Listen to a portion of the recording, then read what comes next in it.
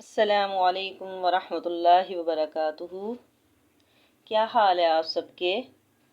الحمدللہ۔ اللہ تبارک و تعالی آپ سب کو اپنے حفظ و امان میں رکھے، آمین۔ نحمدہ و نصلی علی رسولہ الکریم، اما بعد فاعوذ باللہ من الشیطان الرجیم، بسم اللہ الرحمن الرحیم۔ رب اشرح لی صدری ویسر لی امری واحلل عقدۃ من لسانی یفقہوا قولی۔ رب زدنی علما، اللہم زدنا علما،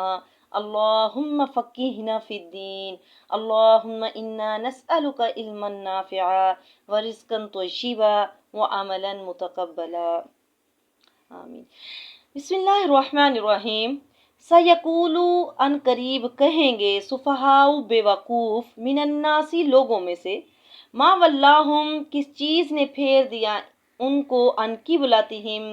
ان کے قبلے سے، التی وہ جو کانو تھے وہ علیہا اس پر، کل کہہ دیجئے للہ اللہ کے لیے ہے، مشرق مشرق والمغرب اور مغرب، یہدی وہ ہدایت دیتا ہے، من جس کو یشاء وہ چاہتا ہے، الی صراط مستقیم سیدھے راستے کی طرف۔ سیقول السفہاء بے وقوف لوگ کہیں گے، ان قریب بے وقوف لوگ کہیں گے۔ کیا بات ہے کہ جب نبی کریم صلی اللہ علیہ وسلم مکہ میں تھے، جب مکہ میں نماز پڑھا کرتے تھے تو کعبہ اور بیت المقدس دونوں کو اپنے سامنے رکھتے تھے، اور پھر جب آپ صلی اللہ علیہ وسلم ہجرت کر کے مدینہ آئے تو تقریباً 16 یا 17 ماہ تک بیت المقدس کی طرف منہ کر کے نماز پڑھتے رہے، کیونکہ وہ قبلہ بہت سے انبیاء کا بھی قبلہ رہا تھا۔ پھر اللہ تعالیٰ نے حکم دیا کہ بیت اللہ کی طرف منہ کر کے نماز پڑھو۔ اس پر یہود، منافقین، مشرکین سب نے اعتراض شروع کیے کہ اگر پہلا قبلہ درست تھا تو اس کو بدلنے کی کیا ضرورت تھی، اور اگر یہ درست ہے تو اتنی دیر اس طرف کیوں منہ کر کے رکھا؟ تو اللہ تعالیٰ نے جواب دیا کہ یہ لوگ اپنی نہ سمجھی بے وقوفی کی وجہ سے ایسی باتیں کر رہے ہیں۔ مشرق اور مغرب کی اپنی کوئی حیثیت نہیں کہ ان کی طرف منہ کرنا ثواب ہے، اصل بات اللہ کا حکم ہے۔ جہاں اللہ نے حکم دیا وہاں ہی منہ کر کے نماز پڑھنی ہے، اور یہی صراط مستقیم ہے۔ سیقول السفہاء من الناس، ان قریب بے وقوف لوگ کہیں گے۔ تو پتہ چلا یہ اعتراض کرنے والے جو ہیں وہ بے وقوف ہیں، اور شریعت پر اعتراض وہی کرتے ہیں جو بے وقوف ہوتے ہیں، جو جاہل ہوتے ہیں۔ انبیاء کا مذاق اڑانے والا اور علماء کا مذاق اڑانے والا بھی جاہل ہوتا ہے۔ کل کہہ دیجئے للہ اللہ کے لیے، مشرق مشرق والمغرب اور مغرب، جس اللہ کی عبادت کرنی ہے، مشرق مغرب ساری جہتیں اسی کی ہے، اس لیے جہتوں کی کوئی اہمیت نہیں، ہر جہت میں اللہ کی عبادت ہو سکتی ہے، لیکن شرط یہ ہے کہ اس جہت کو اختیار کرنے کا اللہ نے حکم دیا ہو۔ کہا جاتا ہے کہ جب اللہ تبارک و تعالیٰ کا حکم آیا اور آپ صلی اللہ علیہ وسلم نے جو پہلی نماز پڑھی، کعبہ کی طرف منہ کر کے جو نماز پڑھی تھی وہ عصر کی نماز تھی، اور آپ صلی اللہ علیہ وسلم کے ساتھ کچھ اور لوگوں نے بھی نماز پڑھی تھی۔ پھر ایک شخص نکلا جس نے آپ کے ساتھ نماز پڑھی تھی، تو اس کا گزر ایک مسجد والوں کے پاس سے ہوا۔ وہ بیت المقدس کی طرف منہ کر کے نماز پڑھ رہے تھے، رکوع میں تھے، تو اس شخص نے کہا کہ میں اللہ کو گواہ بنا کر کہتا ہوں کہ میں نے رسول اللہ صلی اللہ علیہ وسلم کے ساتھ کعبہ کی طرف منہ کر کے نماز پڑھی ہے۔ تو یہ سنتے ہی لوگ جس حالت میں تھے، رکوع میں تھے، رکوع کی حالت میں ہی بیت اللہ کی طرف پھر گئے، شمال سے جنوب کی طرف رخ کر لیا۔ تو اس پر اللہ تعالیٰ فرماتے ہیں کہ ان قریب یہ بے وقوف لوگ اعتراض کریں گے کہ ان کے قبلے سے انہیں کس چیز نے پھیر دیا، جس پر یہ تھے کہہ دیجئے کہ مشرق اور مغرب اللہ ہی کے لیے ہے۔ کل کہہ دیجئے للہ اللہ کے لیے ہے، مشرق مشرق والمغرب اور مغرب، یہدی وہ ہدایت دیتا ہے، من جس کو یشاء وہ چاہتا ہے، الی صراط مستقیم سیدھے راستے کی طرف۔ اب سیدھا راستہ وہ راستہ ہے جو اللہ نے بتایا ہے، ہماری خواہش کا بتایا ہوا نہیں، جسے ہم اپنی خواہش سے بنا لے، وہ نہیں، جسے اللہ نے بتایا ہے وہ سیدھا راستہ ہوتا ہے۔ وَكَذَلِكَ، اور اسی طرح جَعَلْنَاكُمْ، ہم نے بنایا تم کو امتاً، ایک امت، وسطاً، معتدل، لِتَكُونُوا، تاکہ تم ہو شہداء، گواہ، علی الناس، لوگوں پر، وَيَكُونَ، اور ہوں رسول علیکم، تم پر، شہیداً، گواہ، وما، اور نہیں، جعلنا، مقرر کیا ہم نے، قبلہ، قبلہ، التی، وہ جو، کنتا، آپ تھے، علیہا، اس پر، اللہ، مگر، لنعلم، تاکہ ہم معلوم کر لیں، ہم جان لیں، من کون یتبع، پیروی کرتا ہے، رسول کی، ممن، اس سے جو، ینقلبو، اور پھر جاتا ہے، علی عقبیہ، اپنی ایڑیوں کے بل، وَإِن کانت، اور بے شک یہ تھی، لکبیرۃ، البتہ بڑی بات تھی، اللہ، مگر، علی الذین، ان لوگوں پر نہیں، علی الذین، ان لوگوں پر نہیں، ہدی اللہ، جن کو اللہ نے ہدایت دی، وما کان اللہ، اور نہیں ہے اللہ تعالیٰ، لیضیع، کہ وہ ضائع کریں، ایمانکم، تمہارا ایمان، ان اللہ، بے شک اللہ تعالیٰ، بالناس، لوگوں کے ساتھ، لرعوف، بڑا شفیق ہے، رحیم، رحم کرنے والا ہے۔ وَكَذَلِكَ جَعَلْنَاكُمْ، اور اسی طرح ہم نے بنایا تم کو امتاً، امت، وسطاً، معتدل امت، وسطاً، معتدل سے مراد ہے درمیانہ، میانہ روی بہترین راستہ ہوتا ہے، اعتدال کی راہ بہترین راہ ہوتی ہے، کسی چیز میں حد سے بڑھ جانا یا کسی چیز کو بالکل چھوڑ دینا، دونوں کام ٹھیک نہیں ہے۔ وسطاً، اور وسط کے معنی درمیان کے بھی ہیں، درمیان، وسط کے معنی درمیان کے، لیکن یہاں یہ بہتر اور افضل معنی میں بھی استعمال ہوتا ہے، وسط یہاں اسی معنی میں استعمال ہوا ہے، یعنی جس طرح تمہیں سب سے بہتر قبلہ عطا کیا گیا، اسی طرح تمہیں سب سے بہتر امت بھی بنایا گیا، اور مقصد کیا ہے کہ تم لوگوں پر گواہی دو۔ بعض مفسرین، وسط ان کی تفسیر میں بعض مفسرین نے لکھا ہے کہ نہ تو یہودیوں کی طرح ہماری شریعت میں اتنی سختی ہے کہ سزا کے طور پر حلال چیزیں بھی حرام کر دی گئی، اور نہ ہی اتنی نرمی ہے کہ کلو حلال، ان کے ہر چیز حلال ہو، جیسا کہ نصارہ کے ہاں ہے۔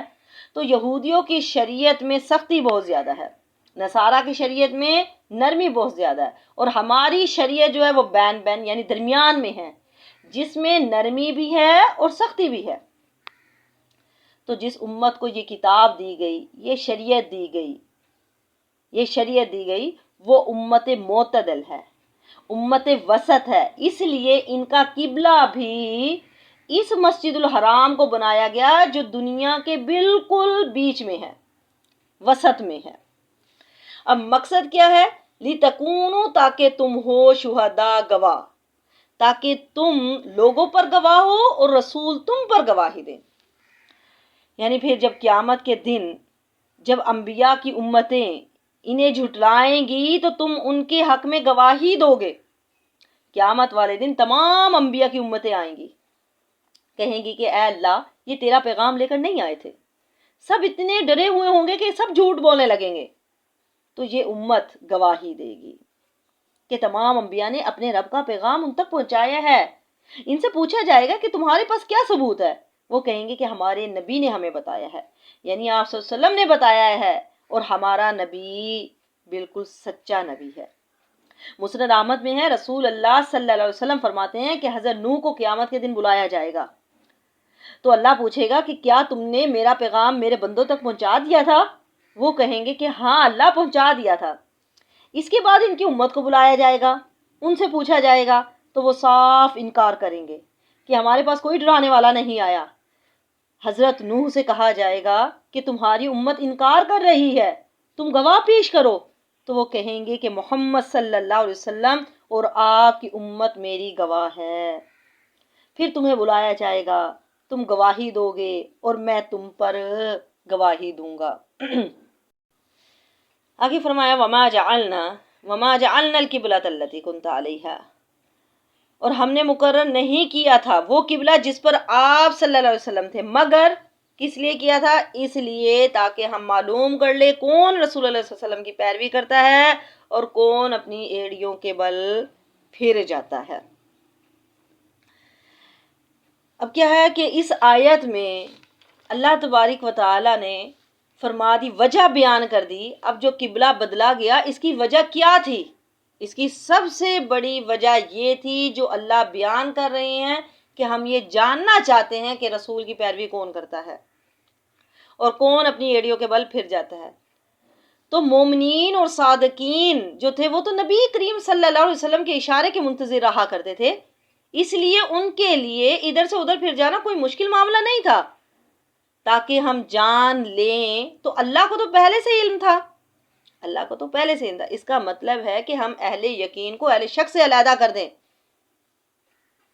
تاکہ لوگوں کے سامنے دونوں قسم کے لوگ واضح ہو جائیں، ان کو الگ الگ کر دیا جائے۔ تو اس سے پتہ چلتا ہے کہ اللہ تبارک و تعالیٰ دین کے معاملات میں بھی آزماتا ہے، اور یہاں پر صحابہ کرام کے ایمان کا امتحان لیا گیا ہے کہ یہ مانتے ہیں یا نہیں مانتے۔ تو نماز کی حالت میں ہی انہوں نے پیروی کی، رکوع کی حالت میں ہی فوراً منہ موڑ لیا، یہ بھی نہیں سوچا کہ ہم سیدھے کھڑے ہو جائیں پھر ہم منہ موڑیں گے، نہیں، جیسی حکم آیا فوراً اتباع کی۔ اب ہم کیا کرتے ہیں؟ کیا ہم بھی فوراً حکم مانتے ہیں؟ 5 مرتبہ دن میں اذان ہوتی ہے، حی علی الصلاح حی علی الفلاح، آؤ کامیابی کی طرف، تو کیا ہم بھی فوراً حکم مانتے ہیں؟ فوراً ہم نماز پڑھنے لگ جاتے ہیں، یا پھر ہم یہ کہتے ہیں کہ اچھا ابھی میں یہ کام کر لوں اس کے بعد پڑھوں گی، پہلے یہ کام کر لوں تو اس کے بعد پڑھوں گی؟ نہیں، ہمیں بھی فوراً حکم ماننا چاہیے، اتباع کرنی چاہیے، پیروی کرنی چاہیے۔ وَإِن كَانَتْ لَكَبِيرَةً إِلَّا عَلَى الَّذِينَ هَدَى اللَّهُ، اور فرمایا یہ بھاری بات تھی، بہت مشکل کام تھا، مگر ان لوگوں پر نہیں جنہیں اللہ تعالیٰ نے ہدایت دی، جن کو اللہ نے توفیق دی، جن کے لیے اللہ نے آسان کر دیا، تو ان کے لیے کوئی مشکل نہیں تھا۔ آگے اللہ تبارک و تعالیٰ نے فرمایا مَا كَانَ اللَّهُ لِيُضِيعَ إِيمَانَكُمْ، اور اللہ تعالیٰ ایسا نہیں ہے کہ تمہارا ایمان ضائع کر دے۔ کیا مطلب ہے تمہارا ایمان ضائع کر دے؟ کیونکہ لوگوں کے اندر اب یہ فکر ہوئی کہ ہم اتنا عرصہ جو لوگ بیت المقدس کی طرف منہ کر کے نماز پڑھتے رہے اور پھر قبلہ تبدیل ہونے سے پہلے ہی وہ فوت ہو گئے، تو اللہ ان کی نمازوں کا کیا بنے گا؟ ان کی نماز تو اللہ تعالیٰ نے فرمایا کہ اللہ تمہاری نمازوں کو ضائع کرنے والا نہیں، ایمان سے مراد نماز، تمہاری ایمان کو ضائع کرنے والا نہیں۔ تو یہاں پر ایمان سے مراد نماز ہے، تو پتہ چلا کہ نماز کے بغیر ایمان مکمل ہی نہیں ہوتا۔ نماز انسان کے ایمان کا اظہار ہے، تو جو نماز نہیں پڑھتے انہیں ہوشیار ہو جانا چاہیے کہ ہمارے پاس ایمان ہے یا نہیں ہے۔ اللہ تعالیٰ ایسا نہیں کہ تمہارا ایمان ضائع کر دے، یعنی تمہاری نمازوں کو ضائع کر دے، یعنی ان کی نمازوں کو ان کو اجر ملے گا۔ ان اللہ، بے شک اللہ تعالیٰ، بالناس، لوگوں کے ساتھ، لرعوف، بڑا شفیق ہے، رحیم، رحم کرنے والا ہے۔ صحیح حدیث میں ہے کہ نبی کریم صلی اللہ علیہ وسلم نے ایک قیدی عورت کو دیکھا کہ اس کا بچہ گم ہو گیا تھا، وہ اپنے بچوں کو پاگلوں کی طرح تلاش کر رہی تھی،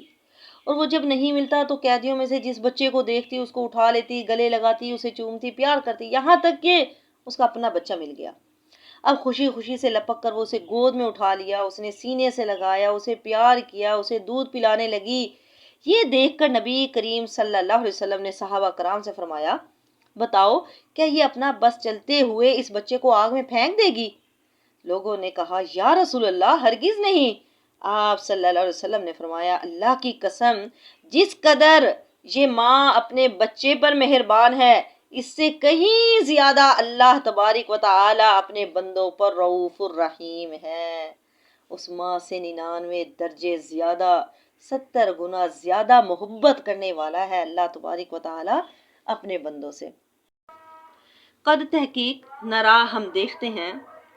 تقلبہ، بار بار پھرنا، وجہ کا، آپ کے چہرے کا، فی السمائی، آسمان کی طرف، فَلَنُوَلِّيَنَّكَ، ہم ضرور پھیر دیں گے آپ کو، قبلتاً، قبلے کی طرف، ترضاہا، جس کو آپ پسند کرتے ہیں، فولی، پس آپ پھیر لیں، وجہ کا، اپنا چہرہ، شطر المسجد الحرام، مسجد حرام کی طرف، وحیثو، اور جہاں کہیں بھی، ما کنتم، تم ہو، فولو، پس پھیر لیا کرو، وجوہکم، اپنے چہروں کو، شطرہ، اسی کی طرف، وَإِنَّ الَّذِينَ، اور بے شک وہ لوگ جنہیں اوت الکتاب، دی گئی کتاب، لَيَعْلَمُونَ، البتہ وہ جانتے ہیں، انہو، بے شک یہ حق ہے، من ربہم، ان کے رب کی طرف سے، وما اللہ، اور نہیں ہے اللہ تعالیٰ بغافل، بے خبر، اما اس سے جو یعملون، جو وہ عمل کرتے ہیں۔ قد نرا تقلب وجہک فی السماء، یعنی ہم دیکھتے ہیں بار بار آپ کا منہ آسمان کی طرف پھرنا۔ آپ صلی اللہ علیہ وسلم کو یہ بات معلوم تھی کہ آخری نبی کا قبلہ بیت اللہ ہے، تو آپ صلی اللہ علیہ وسلم اس انتظار میں تھے کہ کب اللہ کا حکم آتا ہے۔ فرمایا ہمیں پتہ ہے کہ آپ کو اس کا انتظار ہے، ہم دیکھ رہے ہیں آپ کے چہرے کا بار بار آسمان کی طرف اٹھنا، ہم دیکھ رہے ہیں۔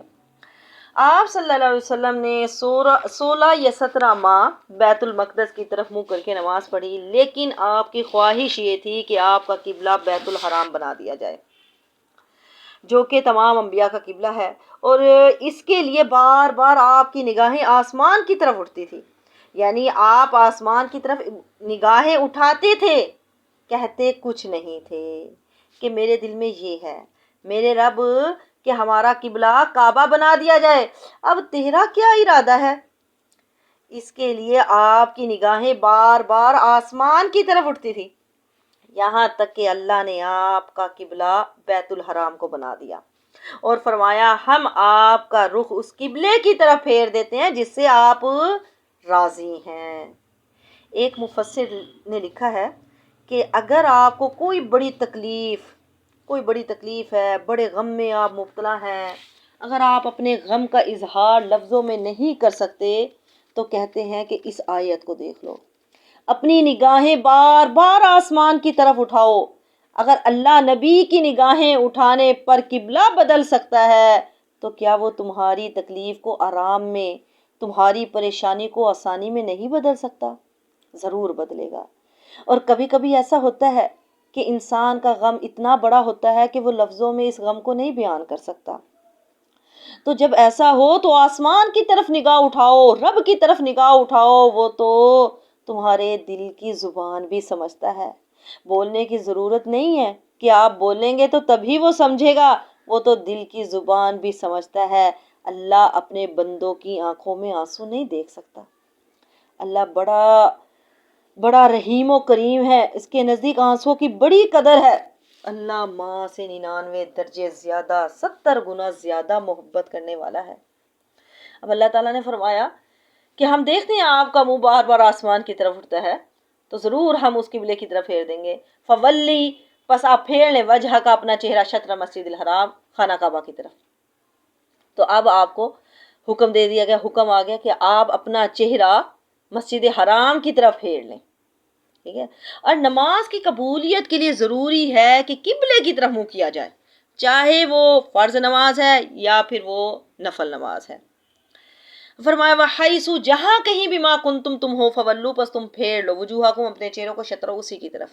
یعنی صرف مدینہ میں نہیں بلکہ جہاں کہیں بھی ہو، مشرق میں ہو، مغرب میں ہو، پوری دنیا میں جہاں کہیں بھی ہو، جہاں بھی ہو، عبادت کرو گے اپنے چہرے کو مسجد الحرام کی طرف ہی پھیرو گے،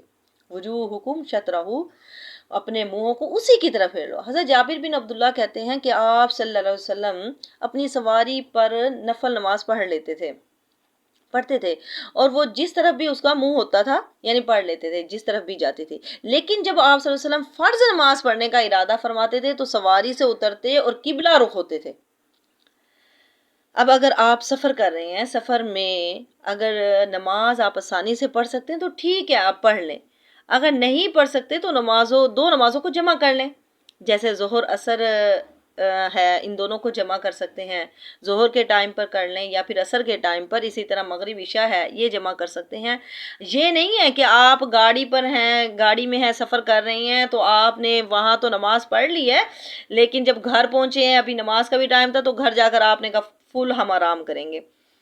تو گھر پہنچ کر آپ نے پھر آرام کیا، ایسا نہیں، جبکہ ابھی نماز کا ٹائم ہے تو آپ گھر جا کے دو نمازوں کو جمع کر لیں، پھر آپ نماز پڑھ لیں۔ وَإِنَّ الَّذِينَ أُوتُوا الْكِتَابَ لَيَعْلَمُونَ أَنَّهُ الْحَقُّ، یعنی بے شک اہل کتاب یہ ضرور جانتے کہ یہ حق ہے، یعنی یہودی جو چاہیں باتیں بنائیں لیکن ان کے دل جانتے ہیں کہ قبلے کی تبدیلی اللہ کی جانب سے ہے اور یہ برحق ہے۔ یعنی اہل کتاب کے مختلف صحیفوں میں واضح ارشادات تھے کہ آخری نبی کا جو قبلہ ہوگا وہ خانہ کعبہ ہوگا، اس لیے اس کا برحق ہونا انہیں یقینی طور پر تھا، مگر ان کا نسلی غرور، حسد، حق کو قبول کرنے میں رکاوٹ بن گیا۔ ان کو یعنی جو حسد تھا، ان کے دلوں میں جو تکبر تھا کہ آپ صلی اللہ علیہ وسلم ہماری نسل میں سے کیوں نہیں آئے، ہم میں سے کیوں نہیں آئے، تو اس بنا پر وہ انکار کرتے تھے۔ لیکن اللہ تعالیٰ فرماتے ہیں وَمَا اللَّهُ، نہیں ہے اللہ تعالیٰ بغافل، بے خبر، اما اس سے جو یعملون وہ عمل کرتے ہیں، اللہ ان کے ہر ایک عمل کو جانتا ہے۔